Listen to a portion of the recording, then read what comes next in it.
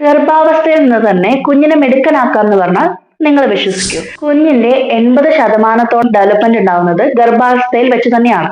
അതുകൊണ്ട് തന്നെ പ്രഗ്നൻസി എന്ന് പറയുന്നത് വെറും ഗ്രോത്ത് മാത്രമല്ല, ഒരു പ്രോഗ്രാമിംഗ് ഫേസ് കൂടിയാണ്.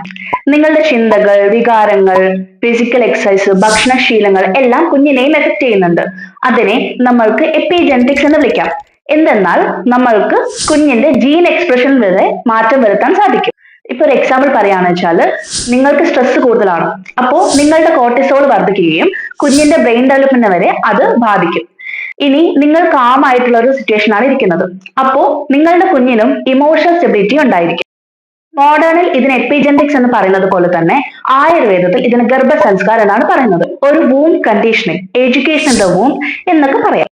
അതായത് ഭക്ഷണം, സംഗീതം, മെഡിറ്റേഷൻ, യോഗ, പ്രാണായാമ ഇവയെല്ലാം കുഞ്ഞിന്റെ നെർവസ് സിസ്റ്റത്തിനെ നന്നായി വളരാൻ സഹായിക്കും. അപ്പോ നിങ്ങൾ ജസ്റ്റ് ഒരു കുഞ്ഞിനെ ക്യാരി ചെയ്യാൻ മാത്രമല്ല ചെയ്യുന്നത്, കുഞ്ഞിന്റെ ഫ്യൂച്ചറിനെ തന്നെ ഷേപ്പ് ചെയ്യാൻ നിങ്ങൾ സഹായിക്കുന്നുണ്ട്.